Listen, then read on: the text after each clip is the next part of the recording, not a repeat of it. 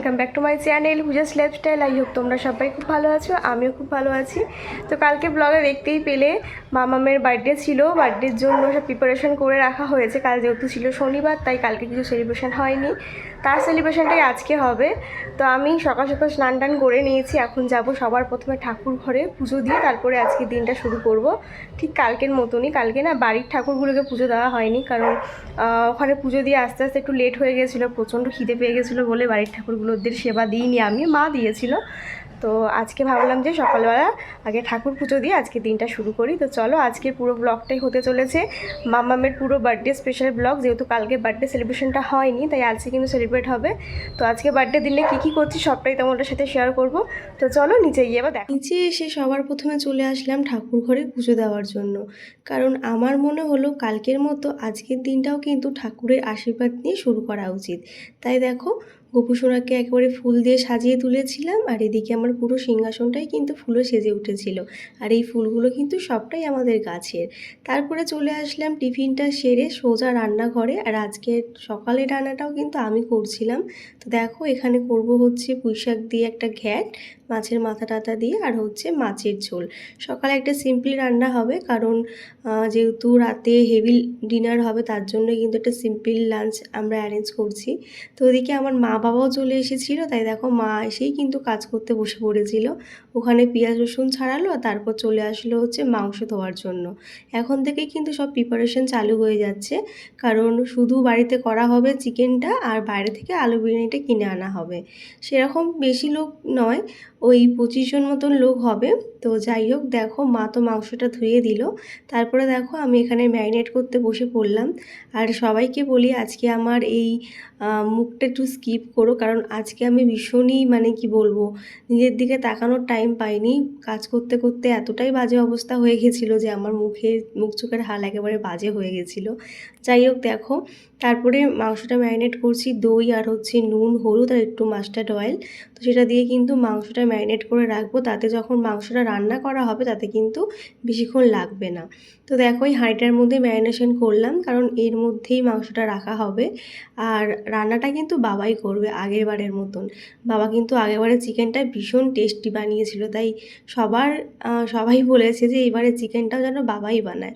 তো দেখো, শেষে দিয়ে দিয়েছিলাম একটু চিনি, কারণ চিনিটা দিলে একটু ভালো টেস্ট হবে। যাই হোক, সেটা সামান্য পরিমাণেই দিয়েছিলাম। তারপরে দেখো ভালো করে মাখিয়ে নিচ্ছি। আর তারপরে কিন্তু আমার রান্নাবান্না সব হয়ে গিয়েছিলো। তারপর চলে আসলাম মামামকেও লাঞ্চটা একটু সাজিয়ে দেবো। অ্যাকচুয়ালি আমাদের জন্মদিনটা নেই, আর যেহেতু জন্মদিন মানেই 5 রকম ভাজা বা আশীর্বাদ, সেই নিয়মটা কিছুই করছি না। যদিও মামামের বার্থডেটা কিন্তু কালকে চলে গেছে, শনিবারে হয়ে গেছে, আর আজকের দিনটা ছিল হচ্ছে সানডে। আর যেহেতু জন্মদিনের দিন নয়, তার জন্যই কিন্তু সব কিছু সাজিয়ে দিচ্ছি।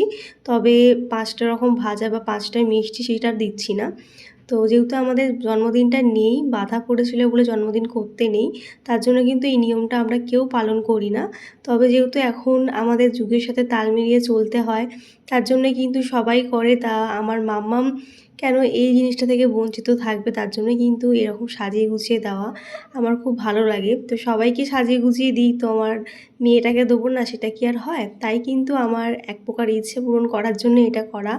তো মাকে জিজ্ঞাসা করেছিলাম, মা বললো আজকে তো জন্মদিন না, জন্মদিন তো চলে গেছে, তো এটা করলে কোনো সমস্যা হবে না।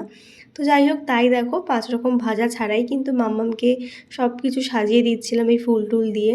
আর ওদিকে দেখো মাম্মাম কিন্তু বসে বসে দেখছিলো। এদিকে দেখো দিদি আর রিজু, দিদি বলছে আমাকে দেখাস না, মানে ভিডিওটা করে দিচ্ছিল হচ্ছে বনু।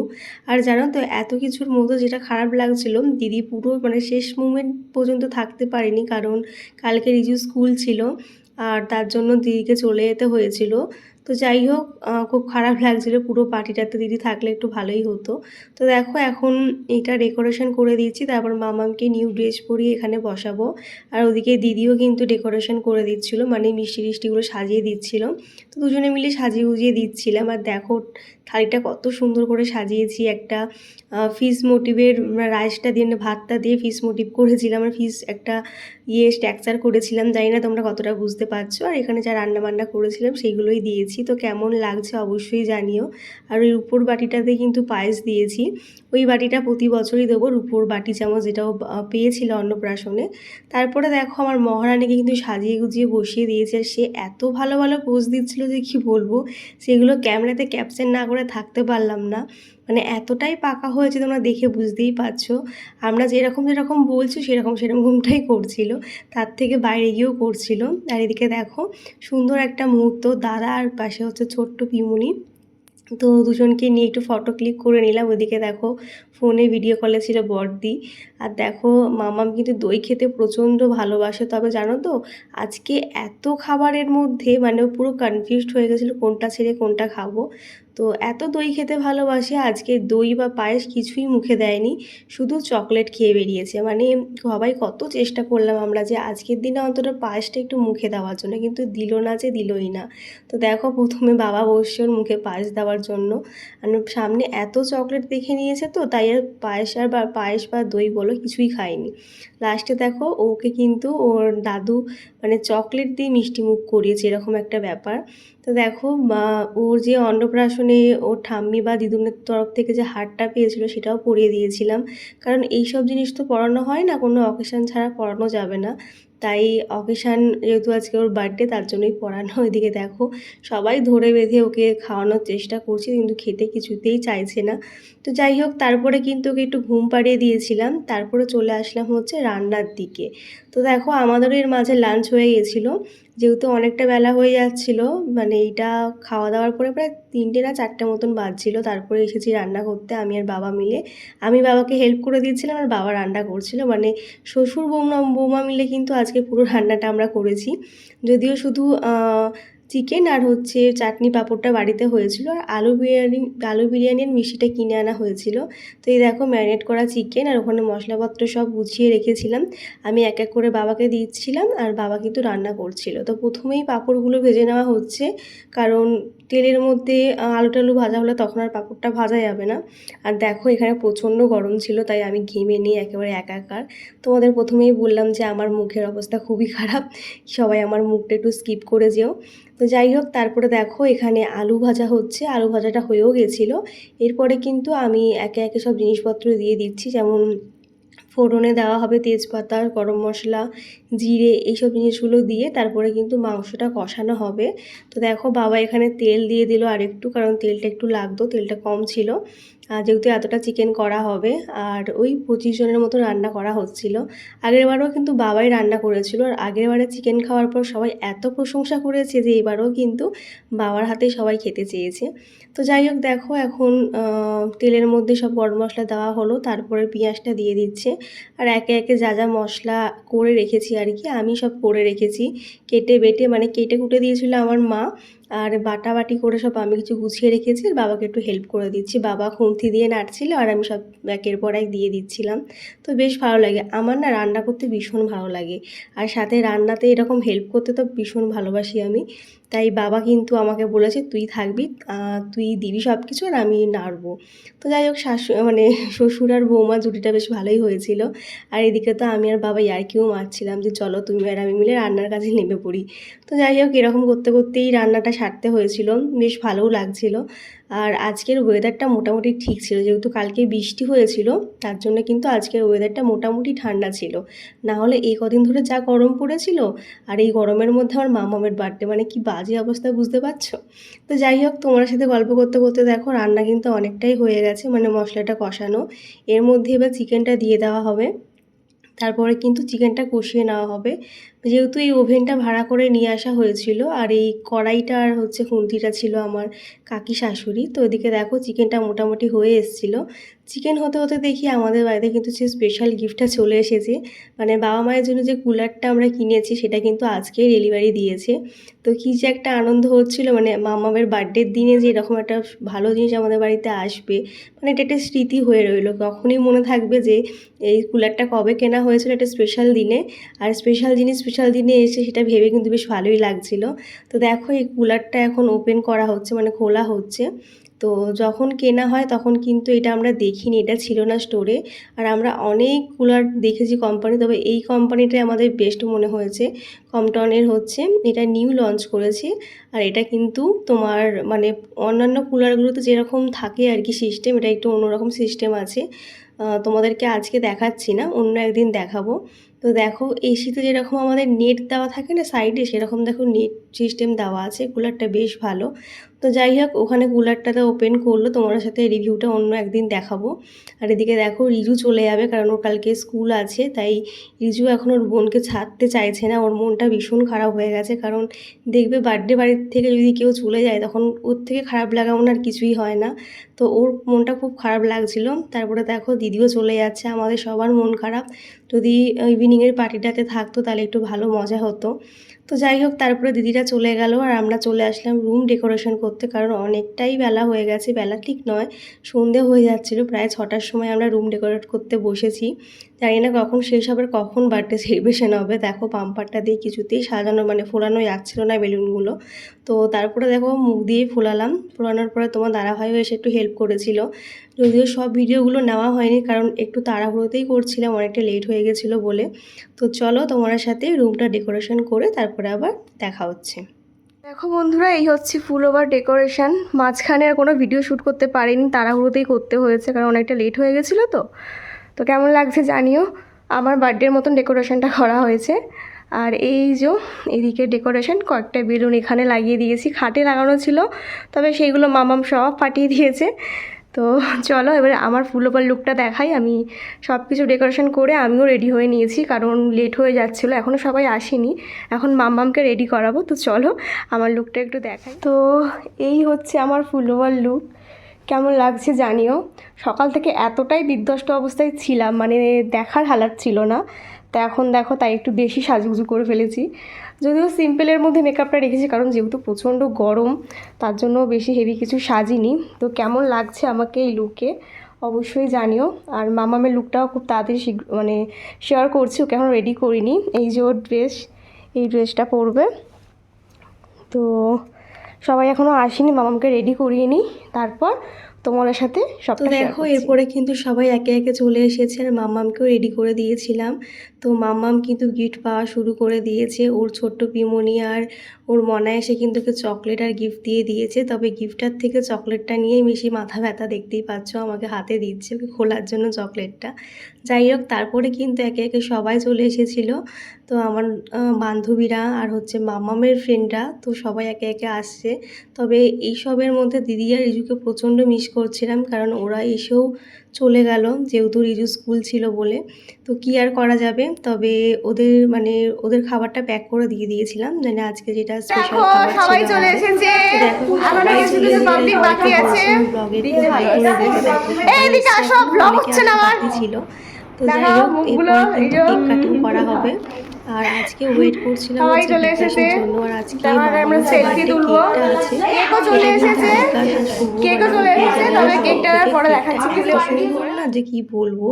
তো যাই হোক, কেক কাটিংয়ের আগে কিন্তু সুন্দর মুহূর্তগুলো একটু ক্যামেরাতে ক্যাপচার করে নিলাম ওর দিদুন আর ঠাম্মির সাথে। আর এখানে হচ্ছে ওই দুই জেম্মা। তো সব কচি কাচাদের দলদের নিয়ে কিন্তু আমরা একটু ফটো তুলে নিলাম। তারপরে দেখো এখন কেকটা আমি ওপেনিং করছি। আর প্রতিবারের মতন এবারও কিন্তু কেকটা ওর দুই কাকাই মিলে গিফট করেছে।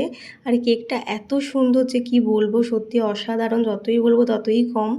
আমাকে অনেকগুলো ফটো পাঠিয়েছিল, তার মধ্যে থেকে আমি এই থিমটা আমি চুজ করেছিলাম। এত সুন্দর লেগেছে কেকটা, আর কেকের ফ্লেভার নিয়ে কোনো কথা হবে না, দারুণ দারুণ, মানে আমি 100-এ 100 দিতে পারি, ভীষণ ভালো। আর দেখো তোমরা, কেকটা দেখতে যতটা সুন্দর, খেতেও কিন্তু তার থেকে দ্বিগুণ সুন্দর। আমার তো খুব পছন্দ হয়েছে। তো একটা জলপুরির কেক আমি অর্ডার বলেছিলাম, ওরা গিফট করেছে, ওরা আমাকে ডিজাইনটা চুজ করে দিতে বলেছিল, তো আমি এই ডিজাইনটাই চুজ করেছি। এত সুন্দর ছিল যে কি বলবো, মানে আমার এত পছন্দ হয়েছে, যার জন্য বারবার বলছে। তোমরাও জানিও তোমাদের কেমন লেগেছে কেকের ডিজাইনটা, আমার তো খুব ভালো লেগেছে। তো দেখো এখন কেকটা এখানে রেখে দিলাম, আর পায়েসটাও এখানে রেখে দিলাম, যেটা সবাই একটু খাওয়াতে পারে। মাম্মাম তো খাচ্ছিলই না, এত দুষ্টুমি করছিল যে কি বলবো। আর কেকটা দেখে মাম্মামকে রাখাই যাচ্ছিল না। যাই হোক, চলো এবার কেক কাটিং হবে। তো কেক কাটিংটা তোমরা আমাদের সাথে এনজয় করো। Happy birthday to you. দেখতেই তো পেলে তোমাদের সাথে মাম্মামের বার্থডে সেলিব্রেশনের মুহূর্তটা তুলে ধরলাম। তোমাদের কেমন লাগলো অবশ্যই জানিও। আর দেখো এখানে কিন্তু সবাই কচি কাচাদের দলদের নিয়ে কেকটা কাটিং করছিলাম। আর মাম্মাম না কেক মানে খাওয়ার থেকে কাটিং করতে বেশি পছন্দ করে। আগের দিন রাতে যখন কাটাচ্ছিলাম না কেকটা, তখন ও বারবার কেক কাটার জন্য বায়না করছিল। তো দেখো মাম্মামের এই দাদা ভাইটা ওই ক্যান্ডেলটা নিভিয়ে দিচ্ছিল। আর সব মাম্মামের ফ্রেন্ডরা কিন্তু চলে এসেছে, যেমন ওর দিদিয়া, ছোট্ট দিদিয়া ঐশী, তারপরে হচ্ছে ওর গোলু ভাই, তো আমার বান্ধবী সবাই ছিল এখানে, দেখতেই পাচ্ছ সবাইকে একটু একটু করে দেখিয়ে দেওয়া হচ্ছে। তো সবাই ভিডিও ক্যামেরা করতেই ব্যস্ত ছিল। তারপরে দেখো কেক কাটিং করার পর কিন্তু এখন সবাইকে খাওয়ানোর পালা, সবাইকে একটু করে খাইয়ে দিচ্ছি। আর ঐশী তো খেতেই চাইছিল না, জানি না কেন। আর কেকটা এত সুন্দর দেখতে যে কি বলবো, যে দেখেছে সেই বলেছে। আর তোমরাও জানিও তোমাদের কেমন লাগলো। আমার তো ভীষণ ভালো লেগেছে, কারণ এরকম একটা ইউনিক ডিজাইনের কেক সত্যি প্রথমবার দেখলাম, আমার তো খুব পছন্দ হয়েছে। তো যাই হোক কেক কাটিং করে দিলাম, এরপরে কিন্তু সবাইকে কেকটা ভাগ করে দিয়ে দেবো, কেক আর পায়েস, কারণ অনেকটাই মানে রাত্রি হয়ে গেছে, প্রায় 10টা মতন বাজছে। আর 10টা ঠিক নয়, 9:30 মতন বাজছে। তো সবাইকে কেকটা দেখো সার্ভও করে দিলাম।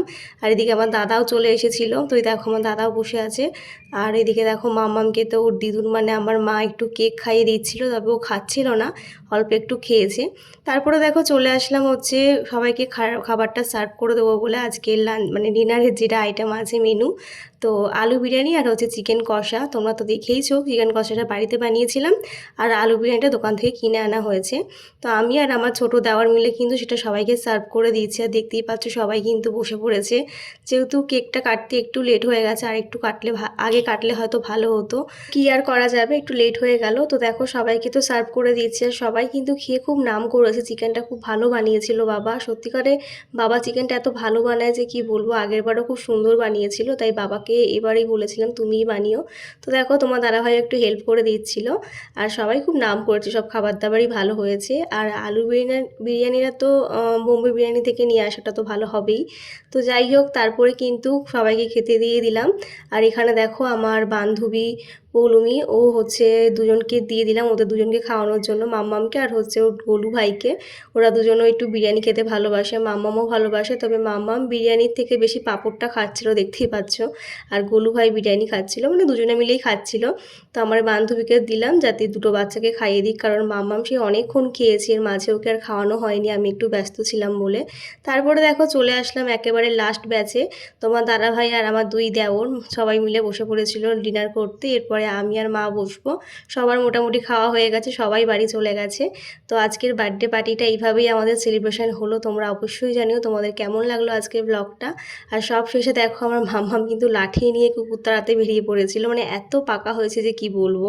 যেই দেখেছে বাইরে কুকুর চেল্লাচ্ছে তখন কিন্তু লাঠি নিয়ে বেরিয়েছে। আর এখন কটা বাজে জানো, এখন রাত্রির 12টা বাজে।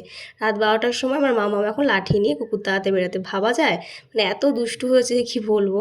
তোমার দাদাভাই ডিনার হয়ে গেছিলো, তাই বললাম তোমার দাদাভাইকে মাম্মামকে নিয়ে ওপরে গিয়ে শুতে, তারপরে মানে বিছনাপত্র করতে, তারপরে আমি চলে যাব। আর সত্যি সারাদিন এত টায়ার্ড ছিলাম, মানে এত খাটাখাটনি হয়েছে, প্রচণ্ড টায়ার্ড হয়ে গেছি। দেখো তারপরে কিন্তু ডিনারটা নিয়ে বসে পড়লাম আমি আর মা মিলে। তো চলো আজকে ব্লগটা এখানেই শেষ করলাম। তোমাদের কেমন লাগলো অবশ্যই জানো, ভালো লাগলে কিন্তু লাইক কমেন্ট করতে কেউ ভুলো না। আর ফেসবুক থেকে দেখে থাকলে আমার চ্যানেলটা কিন্তু অবশ্যই ফলো করে দিও। তাহলে চলো আজকের মতন টাটা, দেখা হচ্ছে নতুন ব্লগে।